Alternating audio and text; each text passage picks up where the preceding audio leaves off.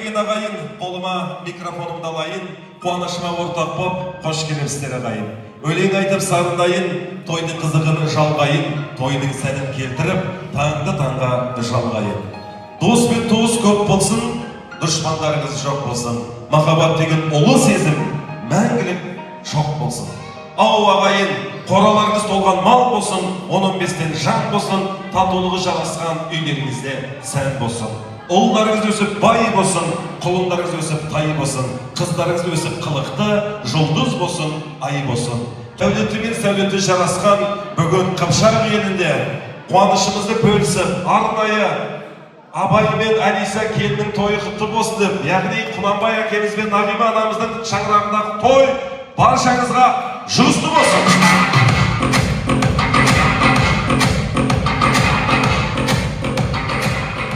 Аллаға шүкір дейміз.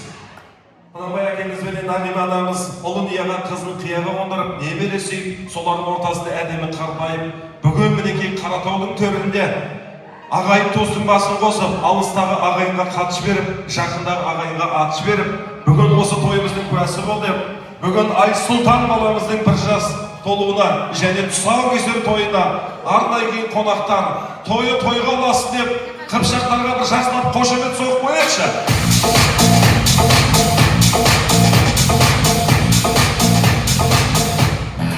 Дәл осындай әдемі қошемет тоқтатпаңыздар, шамамыз келсе орнымыздан тұрып, бүгінгі той иелерін қошеметтеп, яғни бүгінгі отбасын, яғни той иелерін арнайы ортаға шақырамын. Ал достары, Абайдың достары ысқырып, қолдап қошеметтеңіздер.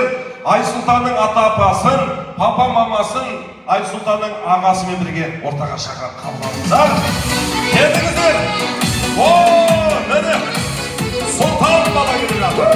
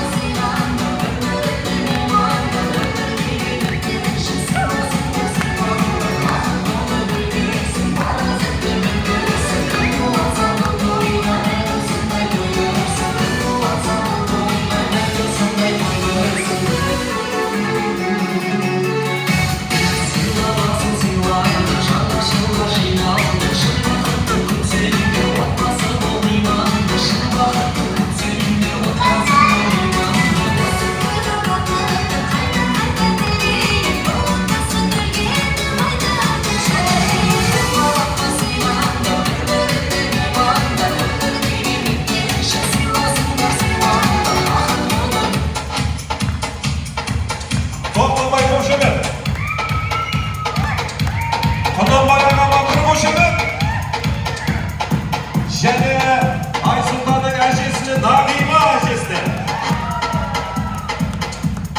Рахмет. Папа-мамасына. Іні қарындастары ере берсін. Абай мен Әлиса 10 баланың ата-анасы болсын.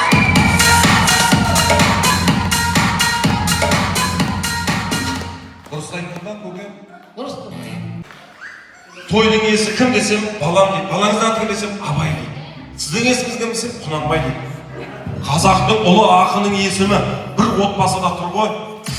Ол Абай Құнанбай орта жүздің ішіндегі арғын болған. Міне орта жүздің ішінде Абай да, Құнанбай да бүгін той жасап жатыр.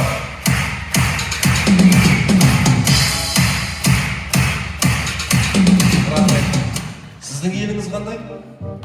Қалай арулы? Президенттің қарындасы ғой ма? Тоқаевтың қарындасы ғой. Ана-мына емес, Тоқаев елінен апсы ба баяға? Не қыласы ояқтан? Қайтсаңшы елге? Қайнаған президент яқтан. Қайын жұртың президенттің ұрпағы. Ал енді Абайдан да сұрайын, Абай көңіл-күй қалай? Жақсы. Жақсы? Қарашы, кел мені Абайға. Дым бермейсі ма папасы ол? Әкесі ауылда деп ештеңе бермейсі ма бала? Жылына 3 рет 4 рет ораза ұстайтын болып тұғын бала. қалжың. Ал тағы да тойларыңыз құтты болсын деп бір жиналып, бір естелікке суретке түсіп алсақ.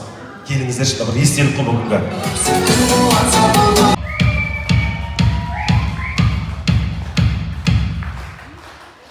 Бір 70-80% сізге ұқсатты. Жоқ, Құнанбай атасына ұқсамайды, әжесі Нағимаға ұқсайды ма?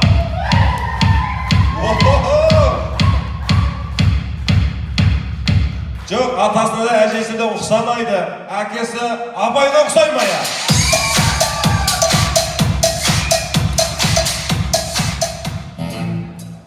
Келінге ұқсамайды, қазір айтсам, келін деп айтсам, бәрі ұрайып тұрса, ұратын сәтсіңдер ғой? Айтайын келіндер еш мамасы. Мамасы Алисаға ұқсай ма әлде?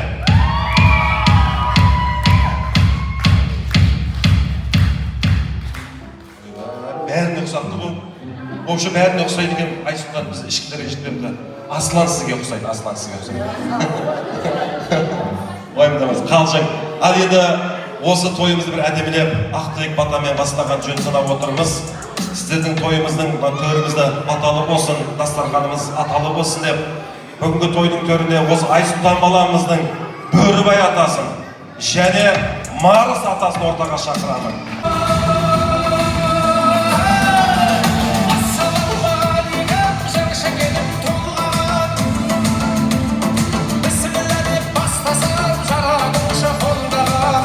Шаңырағы баталы болған дастарханы, шаңырағы аталы болған, сол себепті бүгінгі дүбірлі тойымызда ақ батамен бастаған жөн санап, қасында тұрған енді біреу білсе біреу білмейтін шығар, Бөрібай атасы Құнанбай әкеміздің досы, замандас құрдасы және сұлу жан-жағынан қатысы бар. Сол себептен аузы дуалы, сөзі уәлі, ұстаған жері сынатын қазақтың салт дәстүрі Бөрібай әкемізге қош келдіңіз. Ассалаумағалейкум. Сұрасаң бата берейін, үстем болсын берейін, ықыласпен қол жайсаң ақ текті төгейін. Бастарыңа бақ берсін, не берседен ақ берсін, қырда жүрген қыдырды үйлеріңе ап келсін. Дастархандарың мол болсын, денсаулықтарың зор болсын, қорада толған қой болсын, үйлеріңде той болсын. Жортқанда жолың болсын, қыдырада жолдасың болсын. Қайда барсаң да алдыңнан жарқыраған жол болсын. Қазандарың майлы болсын, көліктерің жайлы болсын. Өздеріңе не тілесеңдер де соның бәрі қабыл болсын. Мынау Айсұлтан баламыздың бауы берік болсын, өмір жасы ұзақ болсын, 100 жасасын. Қазақстанның мен деген азаматының бірі болсын. Аумин. Ал, мінекей, ақ батасын берді, ал батамен тілек қатар жүрсін деп, Марыс атасына да сіздердің қошеметтеріңізбенен бүгінгі тілектің сізген бергенге отыр. Өйткені қазақ айтады, ақбастау ақсақалды аталарым, жарқырар бас қосқанда қатарларың, бөленген жүрген жері салтанатқа қалайша қастерлемейміз. Бүгінгі Марыстай әкемізге құрмет қошеметпен тілектің сізген берейін өзіңізге. Ассалаумағалейкум, құрметті бауырлар, достар, ағайындар, құдалар. Бүгін жиналып отырған себебіміз Құнанбай ағамыздың отбасында қуаныш мереке. Айсұлтан баламыздың бір жас толғанымен құтты болсын. Құнанбай аға дастарханыңыз ашық болсын. Баламыздың өмір жасы ұзақ болсын. Құда қалап баламыздың соңғы тойында да, сүндет тойында да отыра берейік. Мынау сіздерге де жұғысты болсын. Дастарханды ашық деп жариялаймын. Аумин. Ал, батада тілекте дастархан ашық деп жариялады. Мына шапанды киіп алыңыздаршы. Қолға ұстайтын нәрсе емес, бұны киетін. Киіп алыңыздар. Және жиналып бір естелік суретке түсейік. Тойды бастап берген Айсұлтанның қос атасымен бірге. Тады ғой. Осында келіп той жасайық. Мынау жаңа жыл 2025 жылдың соңғы күндерінде шаңырақтарымызда той болсын. Менің балам осы бір жасқа толып жатыр ғой немерем деп. Артынан келіп той жасағандар тағы да құтты болсын дейміз. Енді қазір осы отырған көпшіліктің ішінен қазір Айсұлтан баламызға әрпіне талдау жасайық. А әрпінен келетін қонақтар қандай жақсы сөз айтады? Қай сөз сізге ұнады? Сол кісіні айтасыз, сол сөз ұнады деп. Сол кісіге мына подарканы беремін. Мысалға, Айсұлтан дегенде А әрпінен келеді. Ақылды, Алланың берген ұлы деп. Мысалға, ел айтады, кімнің сөзі ұнайды, соған берейік. Ал, құрметті қонақтар, Айсұлтан баламыздың А есінен келетін сөзге қандай кеңес айтасыздар? Ақ балқының жиені дейді. Әне, нағашылар. Айта беріңіздер. Ау, Айбарлы. Тағы. Айта беріңіз тоқтамай. Абай Құнанбаев ағамыз сияқты үлкен данышпан болды. Абай Құнанбаев сияқты данышпан болсын дейді. Арыстандай аймақты, креативный. Тағы да, бар ма айта беріңіздер. Ішіне жақсы сөзге ұнағанды береміз. Қатты айтыңыздар, қатты шығын. Қай сөз ұнады көке? Қай сөз? Ана қонақтардың айтқандардың сөзінің ішінде қайсы? Біреу Айбарлы Арыстандай болсын дейді, біреу Ақбалқының жиені болсын дейді. Көп еді айтып атқандар. Абай Құнанбаевтың айтқанымыз. Абай Құнанбаев деген Арыс аға. Келіңіз.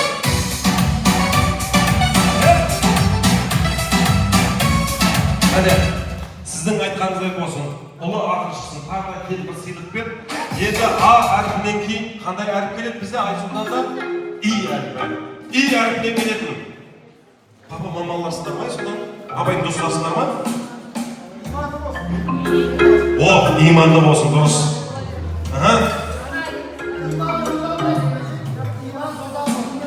Иман жолда болсын дейді. Беспуска. Иілмесі сынбасын, ата-анасын тыңдасын дейді. Айта қойыңыз. Ибалы, иманды жігіт болсын. Бар ма? Қайсы? Әшесіне сұрайықшы. Құтаның айтқан сөзі. Не деп айтып еді? Деді? Иілмесі сынбасын дейді. Дұрыс, бері қой кел. Дұрыс қыла. Иілмесі сынбасын.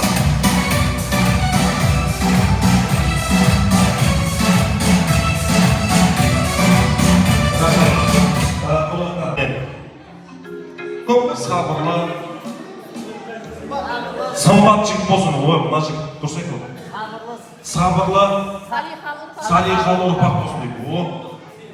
Сыйлы болсын елге дейді. Керемет Бөрібай аға. Ореке. Айеке. Салмақты. Айтып қойды сымбат жігіті. Салмақты. Не дейді апта? Сәкен Сейфуллин дейді. Ұлы жігіт болсын дейді. Қай сөз ұнады сізге? Айта беріңіз, құда анау демеңіз. Сізге ұнайтын сөз керек бұл жерде. Сабырлы. Сабырлы кім айтты? Кел. Билеп келекші бір. Және.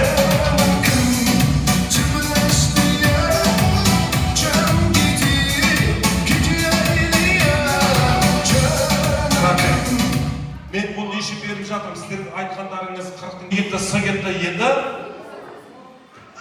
О деп тұр ма, документтесі шынымен? Или У деп тұр ма? О деп, О әріппен келеді. Олар қапты. Олар қапты, бұл жасайтын жігіт болсын. Той жасайтын жігіт болсын дейді. Ұрпағымен бұл жасасын. Айта қойды, айта. Үнсін айтылмаңыз. Асықпай айтыңыз. Ұлт жан азамат болсын. Сіз неден асықпа.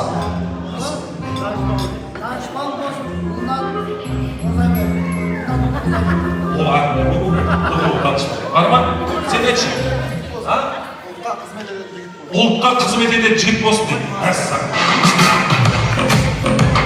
Қайсы? Келінен сұрайыншы.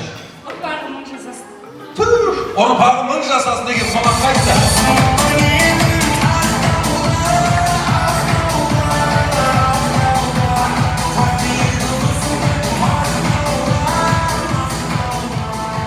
Ашын құстай самғай берсін дейді. Барма, сен айтшы. Сенгі оқшы күшті. Лауазымды жігіт болсын дейді. Мына жігіт. Дәкен. Легенда болсын. Легенда. Креативный барма, мына столда. Қайсысы? 5 сөз айтылды, ұлы әріпте. Қапасынан сұрайыншы, қайсысы? Лауазымды. Лауазымды деген жігіт, кел, билеп келші. Кел.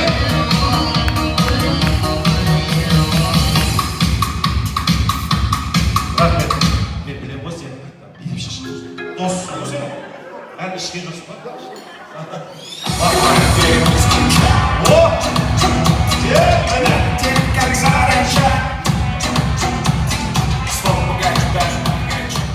Үйіңде ремонт болды ма жақында? Білмеймін, абой жабыстырып жүрсің бүйтіп. Жолдан абыржып көр. Аузыңды ашпай, жолдан. Абыржып келе жатырмын. Неге әбіршің сен? Қаяқтан келдің? Алматыдан. Алматы, мұны тұрған Алматыда әбіршіп жүрсің ба? Ауылдан келдің мұны әбіршіп еттің ғой. Қалжың. Есімің кім? Джеки Чан. Баймахан.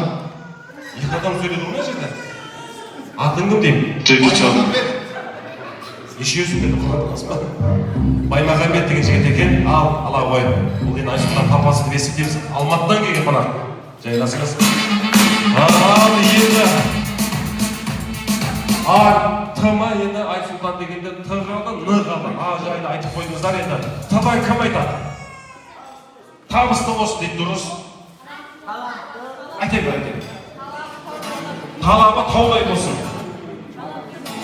Талапты бала болсын. Талант айтылдан таудай жігіт болсын. Өте әдемі сөз. Арманасы содан төлегенде жігіт болсын дейді. Қыз жібекті төлегенде жігіт болсын. Біздерге тиісімен өтті жатыр. Қайсы?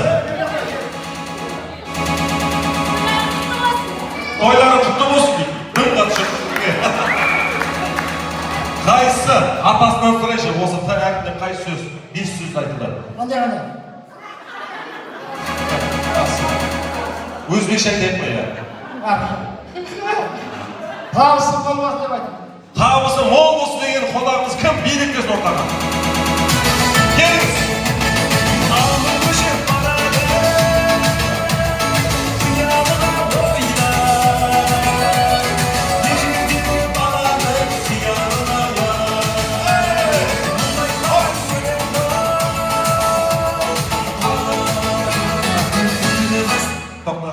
Тойға келгеннен кейін осындай болу керек, көңілді көтеріп билеп жүрген. Атыңыз кім? Арбек. Кім боласыз бұл кісілерге? Інісі боламын Нағиманың. Айнысы боламын. Айның нағашысы боламын.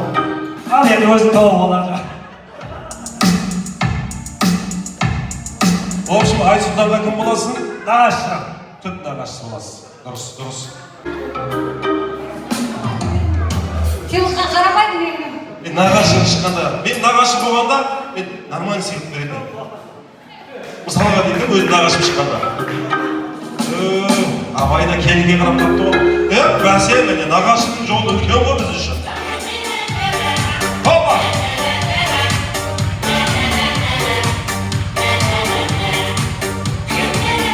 Соңғы әріп қалды, Н әрпіден. Намысты жігіт болсын дейді, керемет. Тағы да. Нұрсұлтан ұстаздай болсын, о, керемет. Нарқұлға азамат болсын. Назарбаев болсын дейді. Намысты. Айта беріңіз. Намысы жақсы жігіт болсын. Нанын ала табатын азамат болсын. Әдемі сөз. Бар ма? Осы сөз қырылдау дейді. Ал, әжесі, қай сөз? Нан адал табатын азамат болсын я. Өте орынға. Кім ол? Марыс аға.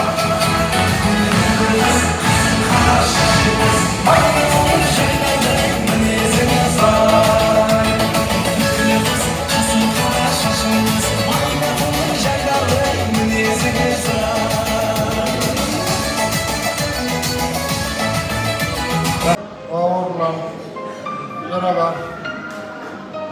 Бүгін жинап жатқан себебіміз Абай Барамыздың, Алиса келіміздің Қаратау қаласында, Белес тойханасында немереміз Айсұлтанның бір жасы және сол кезде сүндет тойы болып жатыр екен.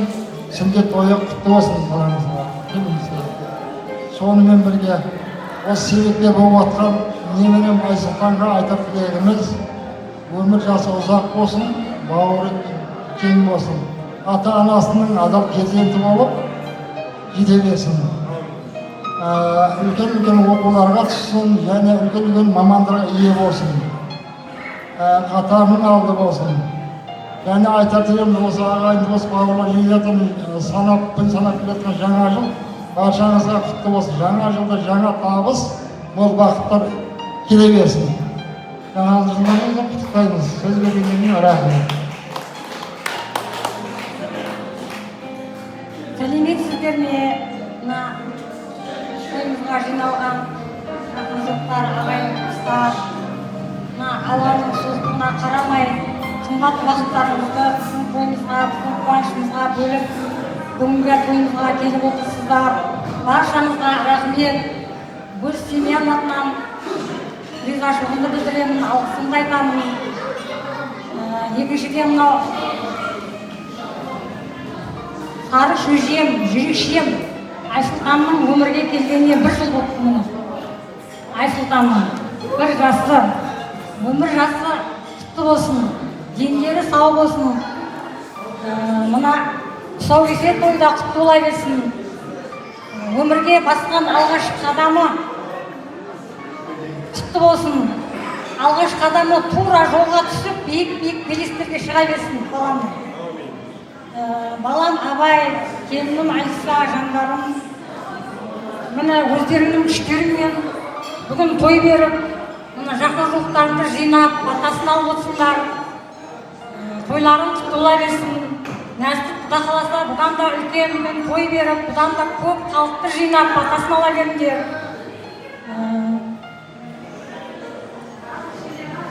Баршамыздың атымыздан тілек айтамыз. Өзбекстан қалып кеткен ұл-қыздарын келе алмай қалды ауаның суықтығынан. Баршаларының атынан жақсы тілек айтамыз сендерге. Дендерің сау болсын, бақытты болыңдар. Осы өсіріп жатқан 2 қанаттарың көбейе берсін, ізінен қыз, ұл, ер. Осының қызығын көріп, қуанышын көріп жүре беріңдер сендер. Мына жаңа жылда құтты бола берсін баршаңызға. Әрқайсымыздың отбасымызға аманшылық, момшылық, табысты, берекелі жыл болып көрсін.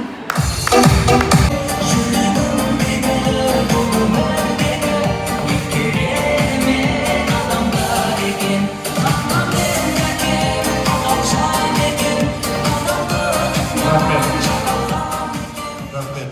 Көке, бұдан баяғы мына жаққа келіңізші. Менің кабинетім осы той ғана.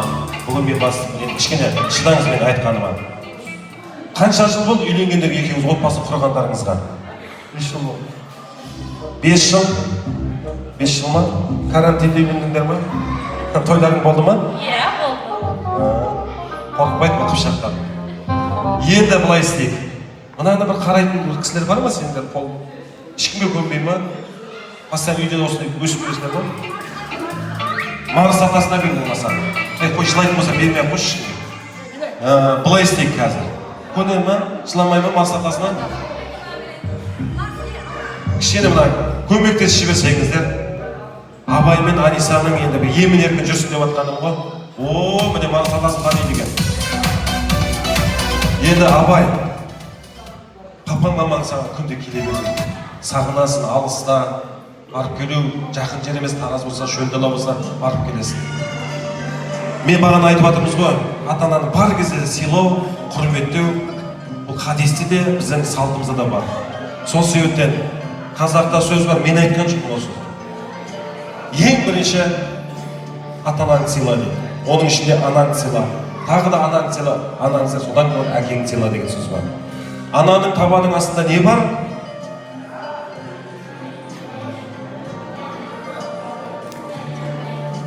Жаннат бар. Оны естімедің ба? Жұмақ бар, жаннат бар. Папаның табаның астында не бар? Сағыз бар десең жауысып бар. Сол себептен давайте әке мен баланы біз сағынышын басайық, әкесін құшақтап тұра беріңіз. Әкесін бір құшақтап, Абай не қадеш. Әйелің қасына шықпайды екенсің сен бар ма? Папаңды бір құшақтап, әке, 1000 алғыс сізге ризамын, әкешім деп бір айтта құшақтап сүйші. Әке, 1000 алғыс сізге ризамын. Әкеге ұқсап болдым ба, әке жолын қудым ба, еліктірген әуені күлді қызды қудым ба.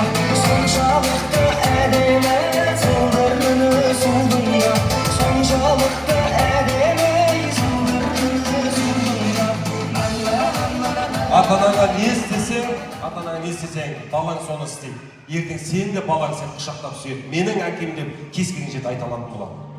Міне, бар кезде бағала. Көрдің бе папаң деген жүрегі езіліп, осы бір құшақтау деген папаңның бөлек қой. Ал маматай, жаным, сіздің арқаңыз 9 ай құрсағында көтеріп, әлемді сыйлады. Қыпшақ елі жиналып, атын азан шақырып Абай қойды. Абайды 2 жыл қолынан тастамай ақ сүт берді. 2 жасқа толғанда әкенің тәрбиесіне көшті.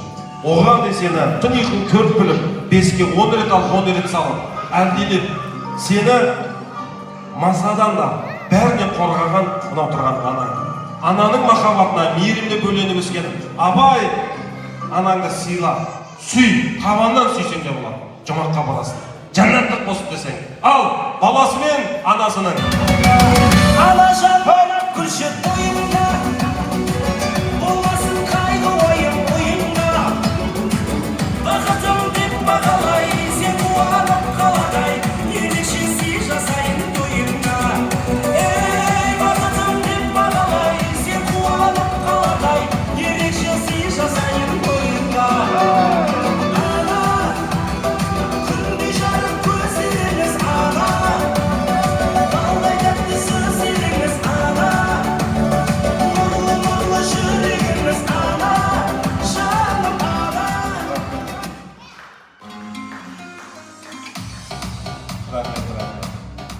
Жылауға екенсіздер ғой?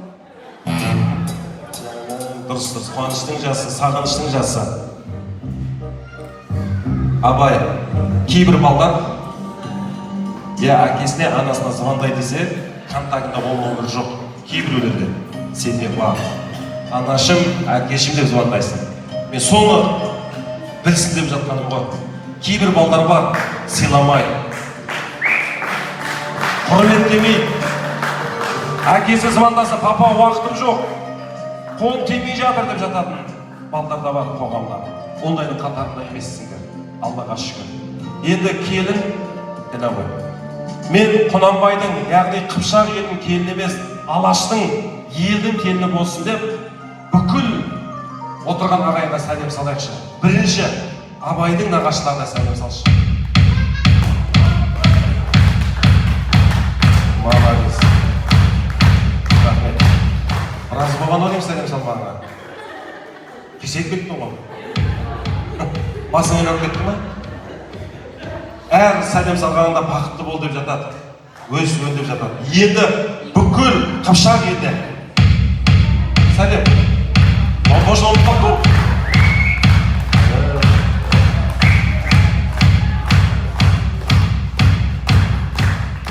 Жиендерге де сәлем салайық. Нағашылар тойына келген жиендер.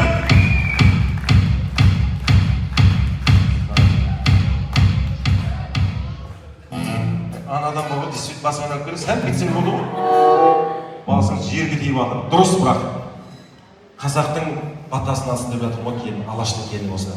Міне, сіздің отбасыңыз Қазақстанның ең бақытты жанұясына айналдыңыздар. Төртеуі түгелі болса төбеде келеді, берекесі келеді дейді. Берекелеріңіз арттыра берсін. Бірақ менен де жақсы айтатын осы отырған ағайындар отыр. Сол себептен мен осы тілек алаңына, алғашқы құттықтау тілек алаңына мен бүкіл қыпшақтарды, әпке жеселер шақырмаймыз. Ата әжелерді, аға жеңгелерді Абайдың. Және Абайдың нағашыларын қосып шақырайын отырып. Сонымен қатар Абайға сіздер алыста жүрген кезде ақыл берген, қолдау берген, айналайын шүкірім деп жаннан табылған көрші апасындай болып кеткен Саша апасына қосып шақырам тілек алаңға. Келіңіздер.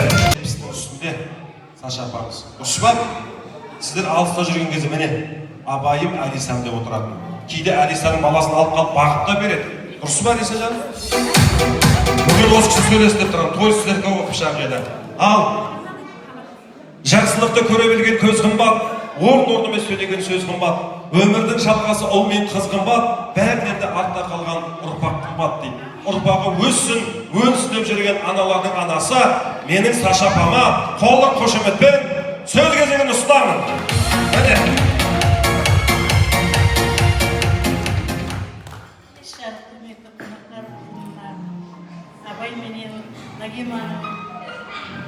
өткізіп жатқан тойына келіп отырмыз. Коля, Нағима тойларың құтты болсын.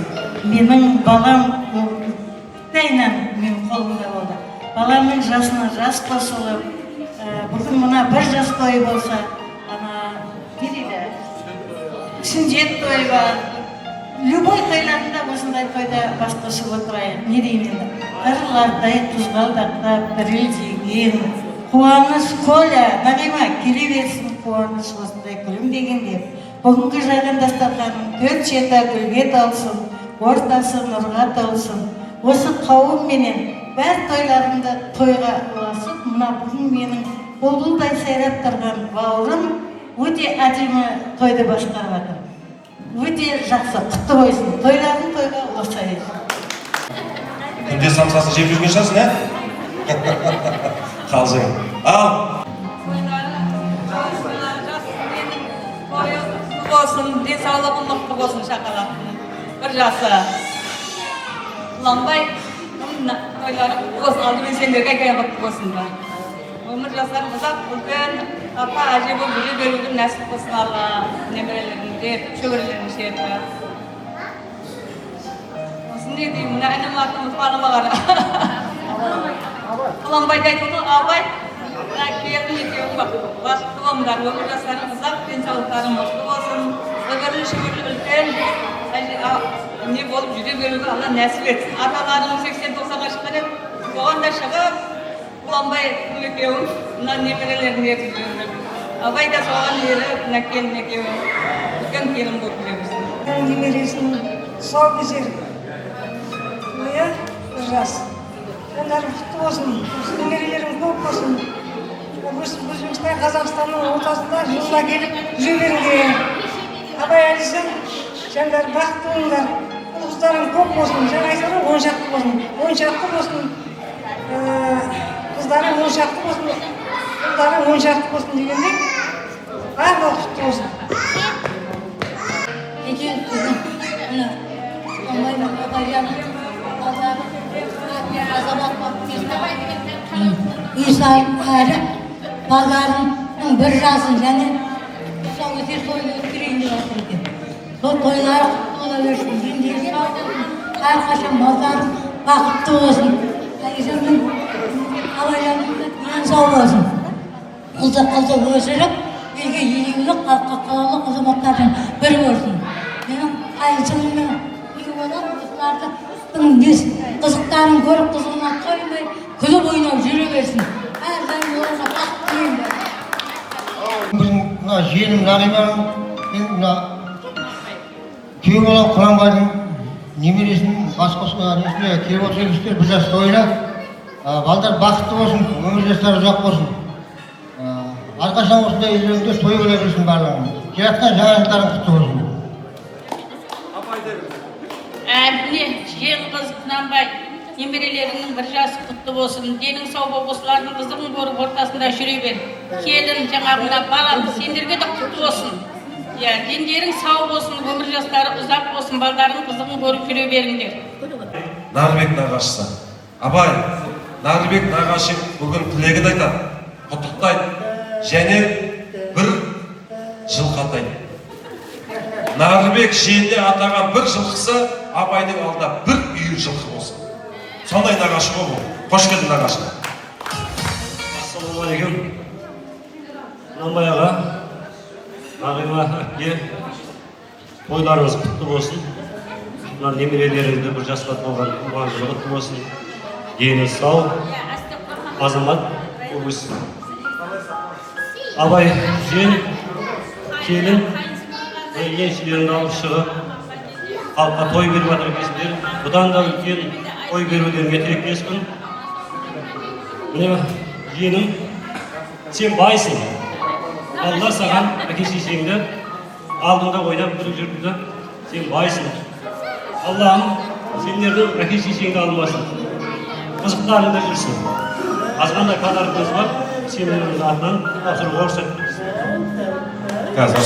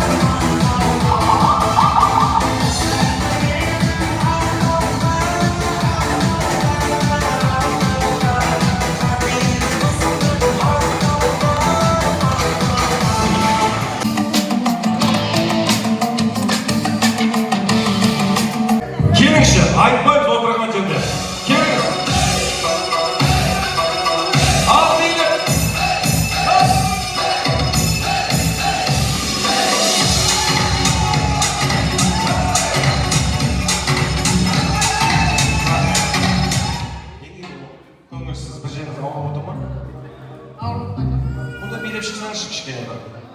Осы ма барбе дегеніңіз? Қайтадан үйреніңіз мына биді. Жарайды. Ал енді бірінші қонағымызды қатты қинамай қойын. Есіміңіз кім дедіңіз? Тұрсынай. Тұрсынай ханым.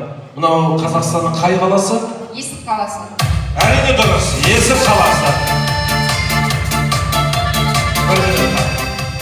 Бір минутқа таптыңыз, енді оңай болып тұр бұл. Адам баласының мүшелерінің ішіндегі мына құлақ мүшесі адамға не үшін керек? Есту үшін. Тағы да. Ал? Саға тағып үшін. Ер азаматтың бәрі сыра тақпайтын шығар енді. Кім біледі? Ал? Мына балаларға сабақ жақсы оқыған негізі. Ашкиді ұстап тұру үшін бұдан. Қалжың, есту үшін бәрі керек адам баласына. Дұрыс. Рахмет. Экраннан көз алмаңыздар, келесі қаланы кім табады екен? Кел, Дәурен. Ал билікер досы.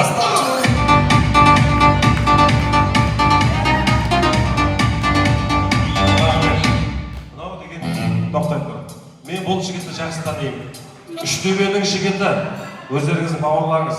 Менің қазіргі таңда қызмет саласында әріптеспіз екеуміз. Бір колледжде жұмыс істейміз. Бұл Дәуренді білемін. Қалай демалады, қалай жүреді, қалай тұрады. Қайттан шық. Сен музыканы бұл өтмесін ғой, мен білем ғой сен қалай билейтінді. Ал абайдың досы Дәурен!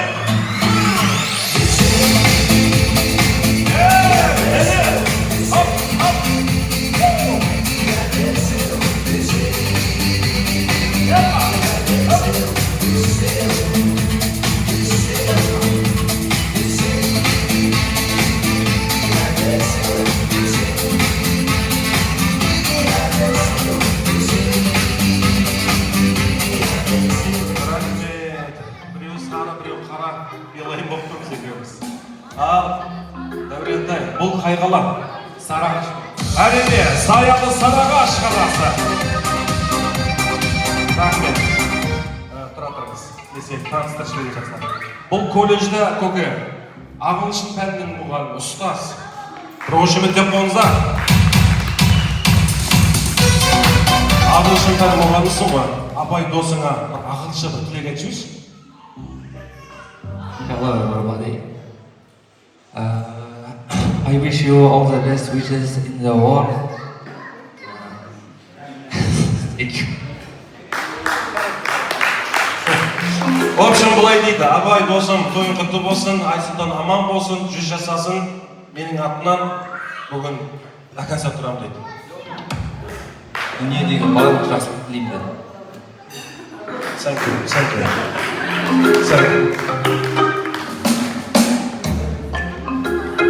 Келесі қай қала екен, экранға қараңыздар. Отырған жерде есеп келмейді. Келіңші, алағатай. Ал дейді.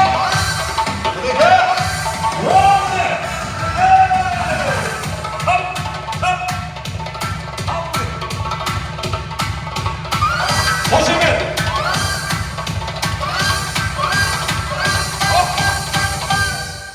Тоқтамай, билікші әрі қарай.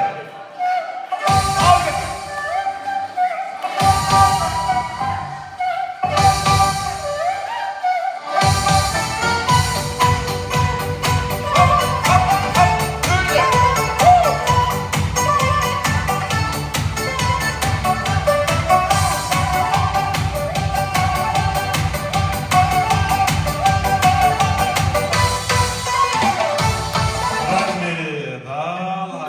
Мен сізді жастан бұл менің құдам. Қыз берген құдам аға. Вообще қыздар, дұрыс деген таңдау. Өзім бер бірақ, сен адаспай шош құдам. Құда falan главный оны тауып берсеңіз болды. Қай қала? Кентау. Кентау. Атаң? Кент. Керегі қай? Оларға мән берме. Яғни қай қала? Кентау қаласы. Кентау? Ой. Ана құда ол көтір. Келіңіз құда. Құда келіңіз. Аға келіңіз құда. Не шамайма sensiz deganiga, olmaga yolg'iz deganiga.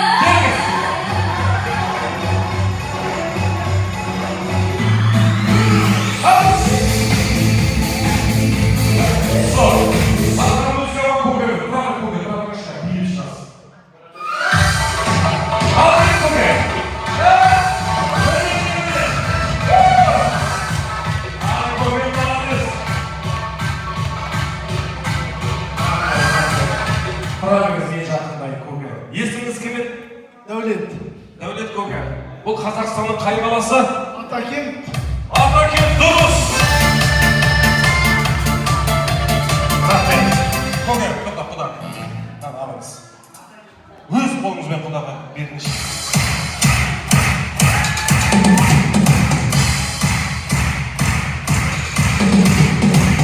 Және сіздерге бүгінге қалам таппасаңыз да биді қадіріңа билеген үшін сізге подарок беремін. Құр айтпаймын. Рахмет. Рахмет.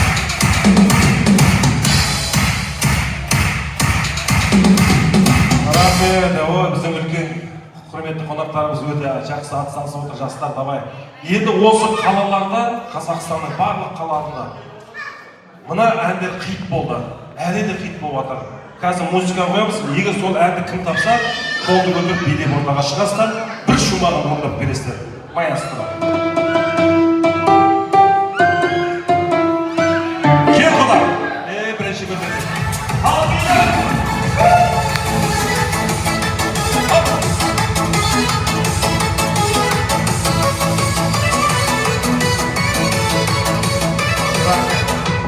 Ай құда, мына биді қаяқтан үйрендің? Өзім кешегім үйреттім ғой. Келіншегің үйретті? Осылай билейді. Келіншегіңіз ба? Кәне оқысы орнынан тұрып қойсыншы келіншегім. Кәне, қария көріп қой мына кісі. Сіз ба үйреткен? Сосын басқа үйретсеңді? Тамсын, өте әдемі. Қандай ән? Ақсәулем. Бір шумағын орындап жүрген. Дұрыс таптың. Ай, енді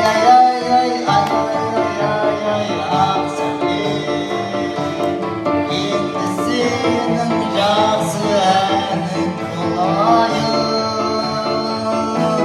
Ақсәулем.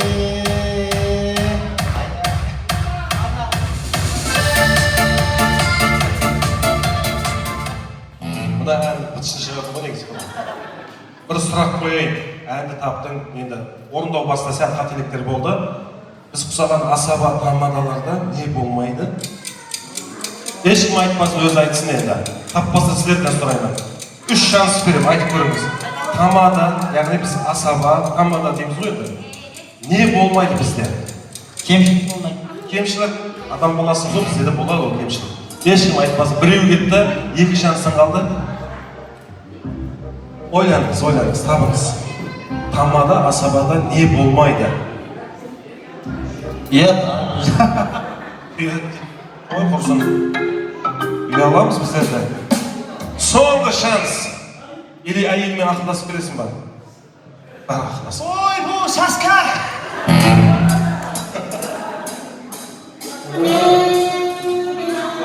Әйелмен ақылдасып ба?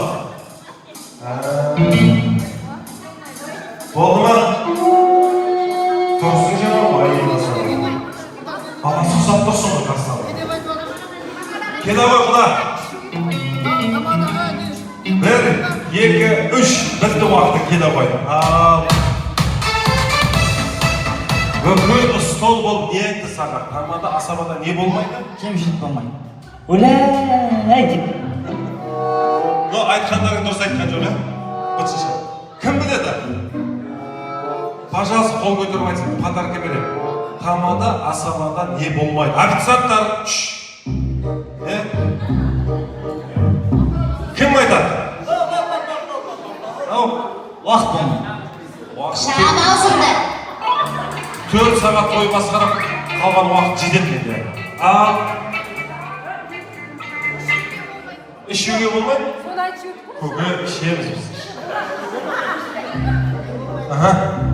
Асты болмайды. Астыға? Үйдегісі басты ғой.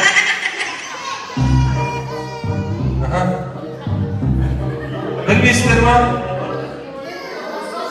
Айта қойыңыз көке, арзаған. Жағылмайтын жақ болмайды. Ол не болды? Кім біледі Бөрібайға? Асаба тамадада не болмайды? Тағы бір шанс берейші. Қадегі вообще ештеңе болмайды. Білесіз ба? Общем, көке. Әсем бала. Айта қойыңызшы.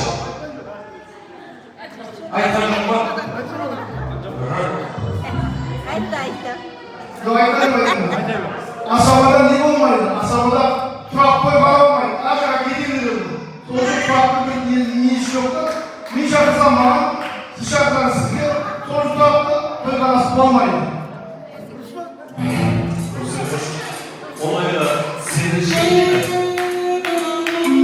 В общем, өзім айтайын. Подаркасын кімге беріп кетесің?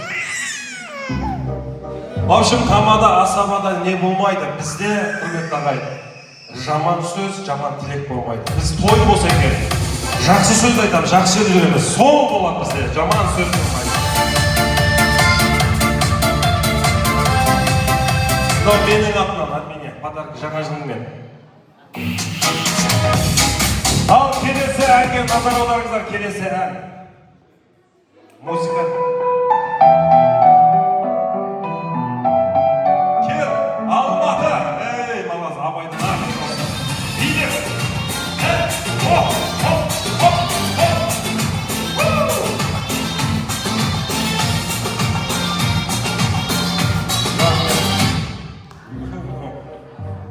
Жылан жыл емессіз бе? Адас биің күшті екен. Аты кім еді сенің? Баймахан. Баймахан. Бағана сен аппақ жігіт едің, қызарып кетіпсің ғой. Тойдың ортасы ол. Қандай не қатысына көзі? Қалжыңда барыңыз еді. Баймахан, қандай ән? Сол махаббат деген. Қосшы бізге. Енді естейші. Сол махаббат.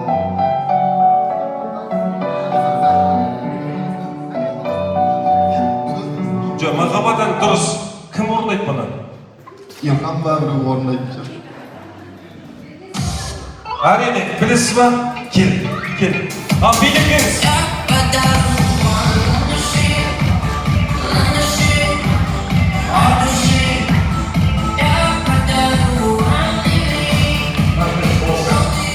Тез келіңіз, қосма уақыт құртып атсыз. Тегіретсе болып жүрсіз ғой. Так, ал қандай ән? Еркес махаббат.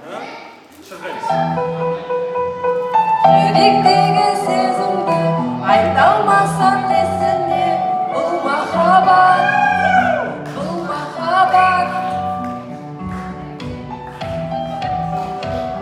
Алмасам несіне, бұл махаббат, бұл махаббат. Әрине, дұрыс, өте орынды. Ал, екеуіңіз шығып қалдыңыздар, енді подарка біреу ақ естейсің, бересің ба? Давай, енді кел алып жайға.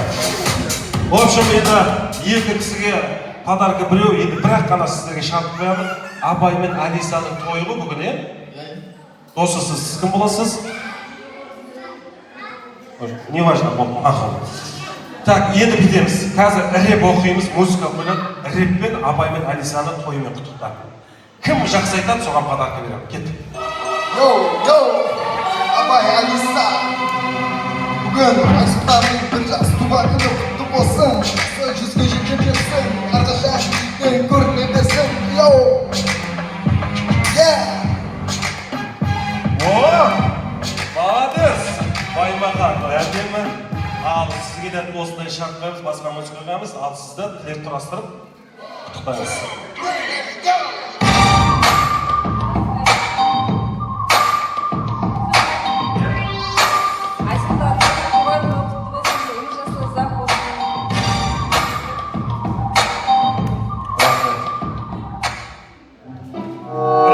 Оқыды, бірақ әнді ана кісі жақсы айтты. Екеуіне де берейік. Ән айтқан үшін және рэпті жақсы оқыған досы Баймаханға көп рахмет. Әдемі.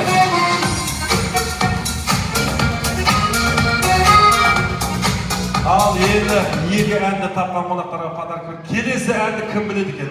Маэстро.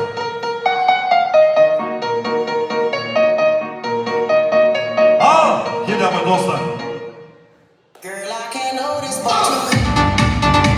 Рахмет. Билемейді бұл жағдай. Қандай ән? 18 пен 25. Бір тыңдап алшы, шанс берейін.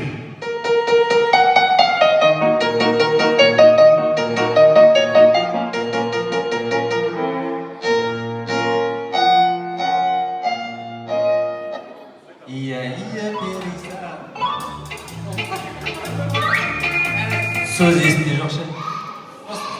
Отыр, екі. Кім біледі?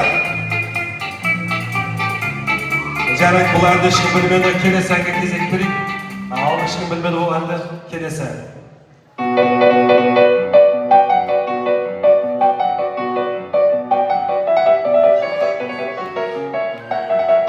Талай билет болған. Келіңіз, келіңіз. Жылама махаббат жылама саған жылауға болама екеуміздің тағдыр қоспағай Жылама махаббат жылама саған жылауға болама 25 подписано. Қандай ән? Дәбірәгәш. Әрине дұрыс, дәуренге түш, кеттік шырқаймыз. Ал қошемет!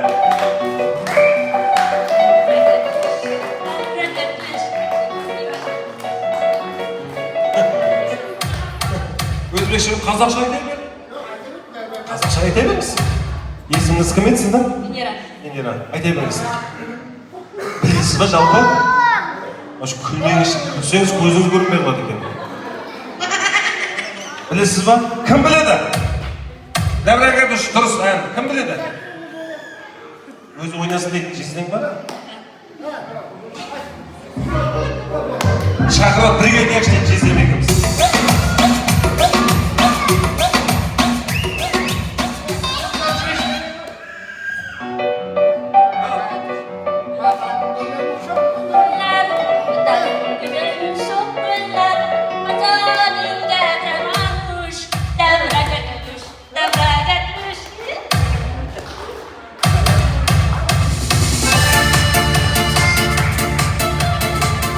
Балсыңыз ба? Балсы біз башасыздар. Башасыздар екеу. Сендер екеу біреуін қыз алдыңдар, сол екеу біреуін келдіңдер. Еркектер баша, біз әйелден де баша дейді Қазақстанда. Қалжыңдай. Берейік подарок, нағашы болып тұрмайды, берейік басылығымызға. Венера үшін.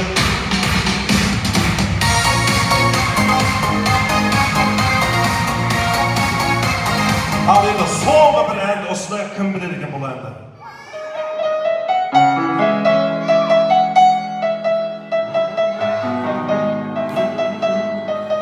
Төрт-бес адам қол көтерді, давай. Отырған жерде айтайық, бұл жанымда Төреғали, иә?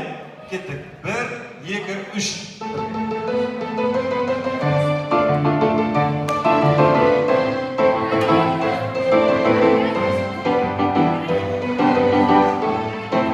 Мен бағайшы сен қасыңызға. Қандай ән?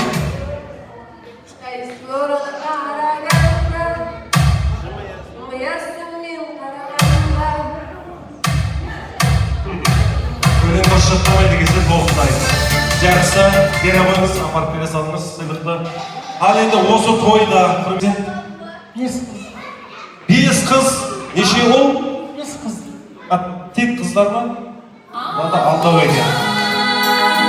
Ал енді қошаман жар болсын өзіңе жасап Неге жібердің? Апамнан көп екен, оңқы 5 екен. Келін қойдың. Ал сізде қанша? Енесі? 7. 7. О, қошамет!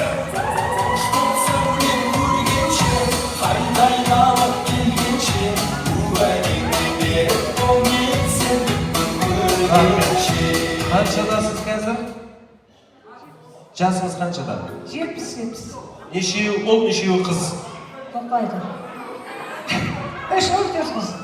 3 ұл, 4 қыз, 7 перзентті дүниеге алып келген апамыз.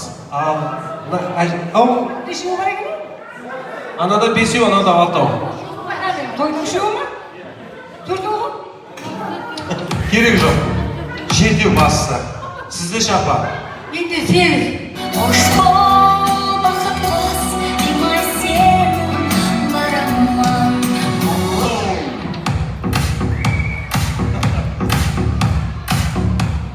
Апа, бірден түсіндіңіз ғой, келдіңіз де екеуіңіз көмектеспей қалды.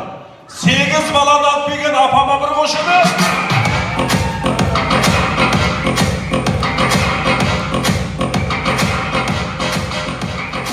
Maşallah. Apa qanchadasiz? 75. 75'te. Neçe ol kız? 3 ұл, 5 қызым бар. Maşallah. Apamda qo'shimning bari sizga, Tapaloqning bari. Mine qara eshitdingiz mi? Buna qo'shimim sizga. Endi men nechun buni so'rab жатырмын? Alisa keliniga apamning жолын bersin. Men ko'p balal ana bo'lsin deb жатырмын Alisa. Сол sebepten шақырдым. 5 qiz, 6 qizni olib kelgan, 7 перзент olib kelgan, 8 перзент olib kelgan bарлық аналарға bir подарка берейікші.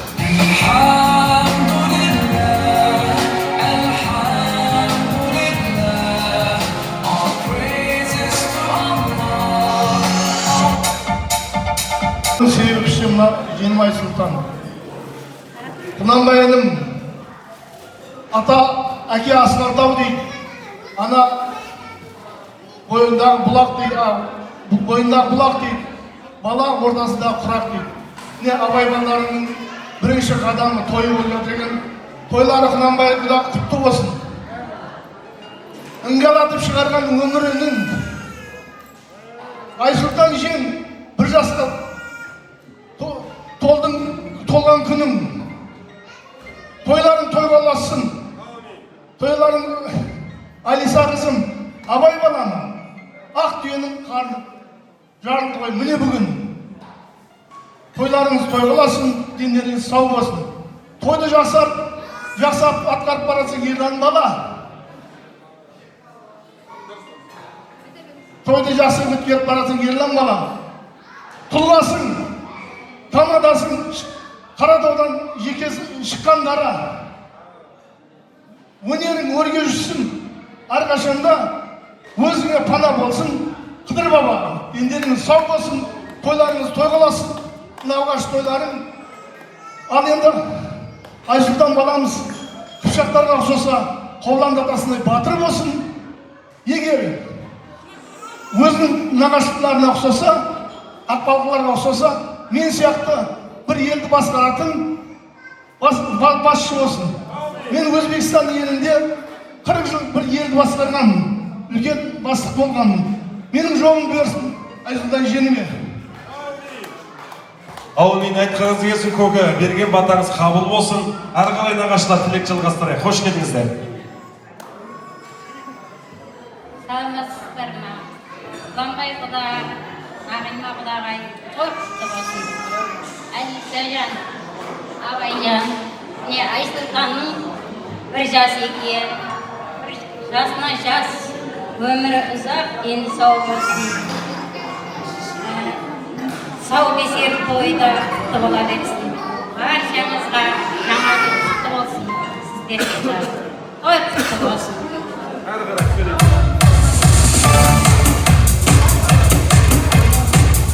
Құланбай Нағима, әрі құрдас, әрі құда, бүгінгі немерелерің туған күні құтты болсын.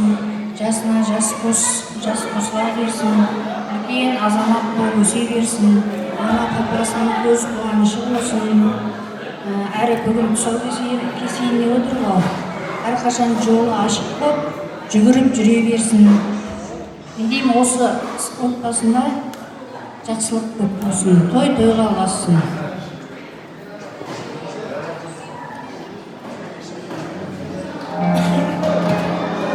Ассалаумағалейкум, кешір көпшілік қауым. Құнанбайға немереңіздің бір жасы құтты болсын. Әрқашанда қуанышты күндерде үйстен той-тойлар, немерелеріңіздің қызықтарына тоймай, құдағы екеуіңіз жүре беріңіздер. Абай, Алиса, балаларының бір жасы құтты болсын, өмір жасы ұзақ болсын, әрқашанда батыр жігіт болып өсе берсін. Құнанбайға, Нағимапке, Абай, женім Алиса, тойларың болсын жаным. Айсұлтан женіміздің бір жас тойы құтты болсын. Кейінгі тойларында да өсті. Жақсы күндерде тойларында қызметте тағы да жақсы дастархандарыңда отыра берейік. Тойларың тойға баса берсін. 100 жасасын Айсұлтан жігіт. Балам осы, балам тай сияқты шауып жүруіне тілектес болсын. Өмір жасыңызға дені сау болсын. Әрдайым тойдай болсын. Amin.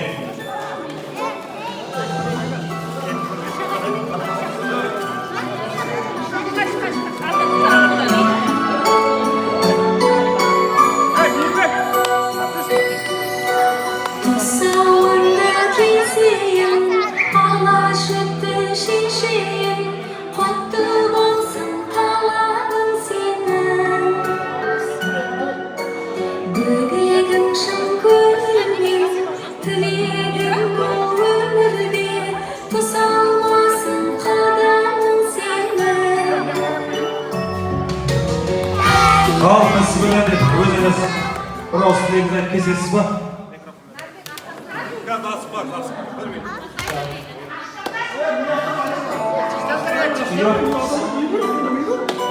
Allah olsun. Balamızın diyeni sağ olsun. Осы balamızın sünnet toyunu, bizler okula toyunlardaki nasip ettiğini, cemaatın dinamı oturuda, ağayın dost bağırlarda dinamı oturuda nasip etsin. Осы toyuna gelgen bağırlarımızın üyelerine de tutsal geçir, toylar olabilsin. Yok. Al bismillah Naribek. Jençanın son kesip жатыр ağayın. Al. Tay balam, kadavını bas balam. Hadi yedi, ne tardaydı ki?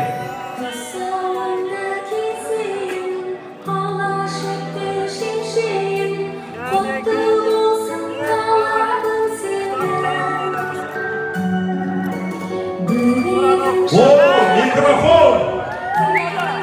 Aysultan mikrofon ustadı. Rучка ustadı. Kitap ustadı. Oo, balalar. 8 yılda basın buradan dedi bu.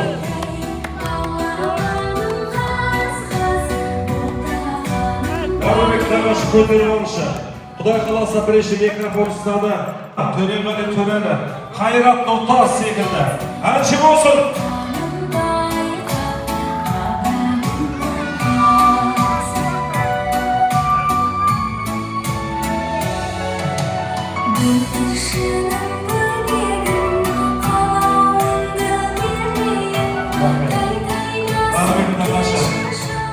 Мынау сіз секілді мықты бір жігіт болып өссін, келіңіз менің қасыма.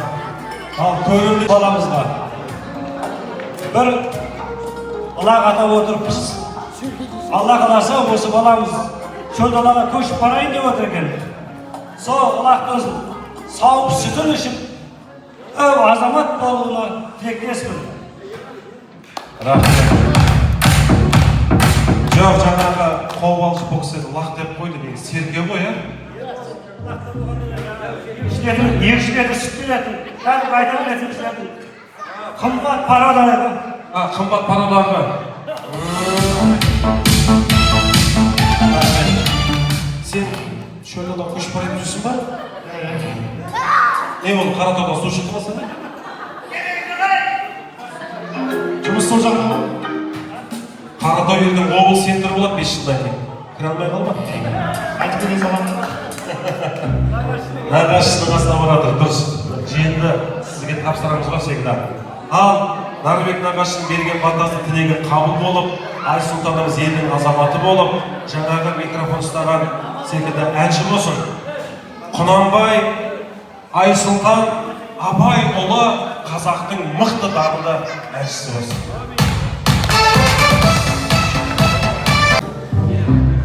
Алисажан рахмет.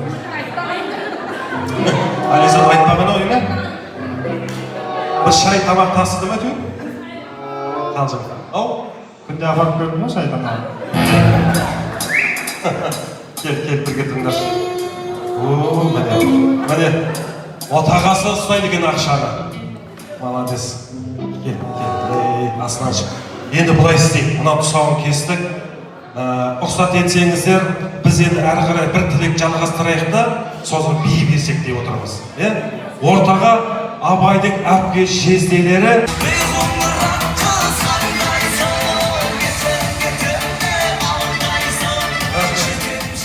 келдіңіздер.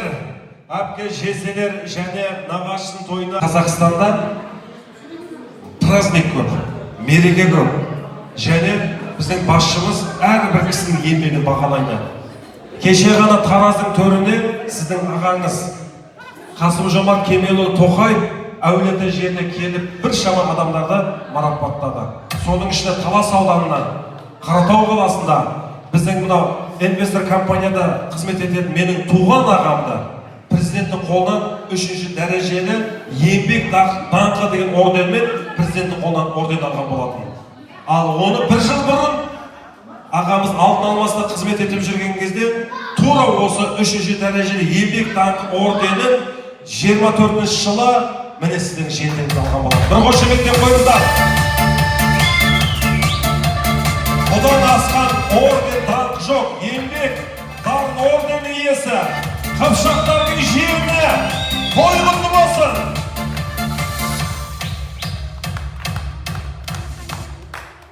Құрметті жиналып отырған жігіттер, Мекен ағашыға мына немеренің сау кезіп той беріп өткен үшін тойы құтты болсын. Мына балдар үлкен азамат болып, осы ауылда мен деген азаматтың біреуі болсын. Өзіңді о жерге көшіп келіп, өзіңді өшіп жүруге нәсіп етсін.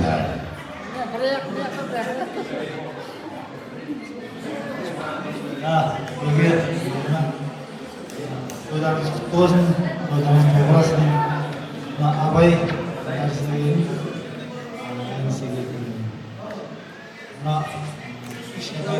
сау кездер құтты болсын.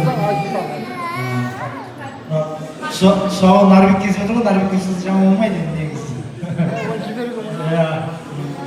Осы баланың келешекте үлкен тойларында аманестен басқа төрт көзін түгел отыра береді.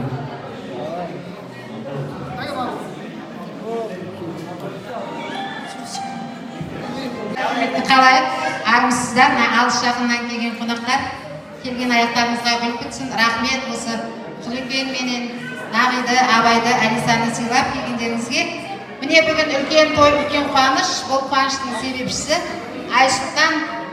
Абай менің бөлем болады. Абай бөлемнің баласы Айсұлтанның бір жас тұсаукесері. Құтты болсын. Нағи, Құлекең, отбасыларыңа әрдайым амандық, тыныштық, дендеріңізге саулық тілеймін. Енді жаңағы тойлар жұғысты болсын, ең жаман күндеріңіз болсындай тойларды атап өтумен жүре берейік. Дендеріңіз сау болсын, құтты болсын, тойларыңыз той қаласын. Жалайыр сөйлесін, жалдардан емейсің.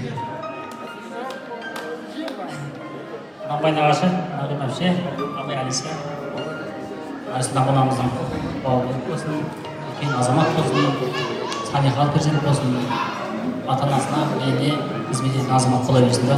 Тойларыңыз құтты болсын, тойларыңыз тойға болса берсін.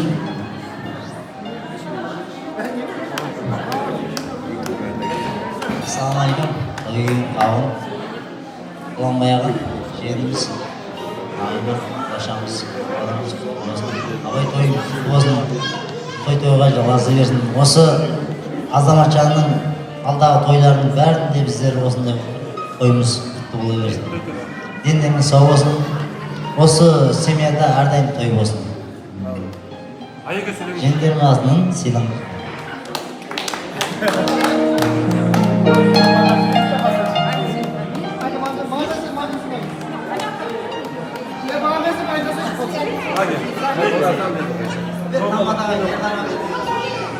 Söyleyişi var, geliniz toplarız.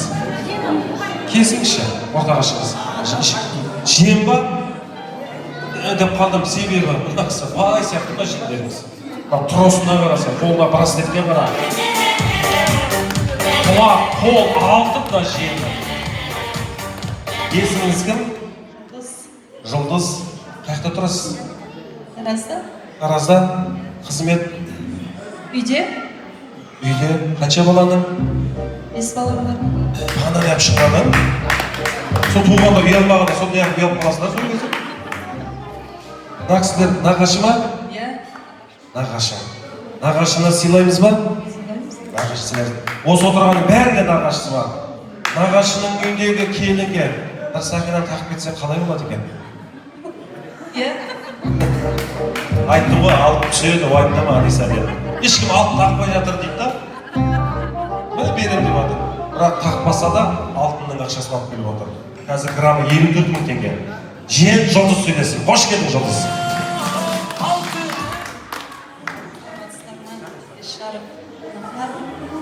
Нағашы жеңге, нағашылар бүгінгі тойларыңыз құтты болсын. Кішкентайдың бауы берік болсын, үлкен азамат болсын. Тойларыңыз тойға аласа берсін. Барлықтарыңызға мына келе жатқан жаңа жыл құтты болсын. Тек той деп келейік нағашы. Және жаңа алтын ақшасын беріңіз. Алисаға беріңізші соны. Ассалаумағалейкум қонақтар. Нәтижесі жаңа құтты болсын. Рахмет сөзіне қосыламыз. Қосыламыз. Сен. Қолынан алып қойыншы. Ұзақ жасайсың. Аз сөз алтын, көп сөз көмір дейді. Аз сөйлеген адам ұзақ жасайды. Ғұмырың ұзақ болсын. Аллахы тағала. Міне, жиендер де, әпке жезелер де құттықтап тілегін айтып шықты. Абай, Алла қаласа осы Айсұлтанның ғұмыр ұзақ болсын. Мына тұрған қонақтардың жүректерінен иман, үйлеріңізден мейман кетпесін. Келе жатқан жылғы жылы, 2026 жылы құтты жыл болсын, берекелі жыл болсын, сіздердің үйлеріңізде той болсын, Құдай қаласа Астанадан, Дубайдан алатын үй болсын сіздерде. Сондай жағдайларыңыз болсын.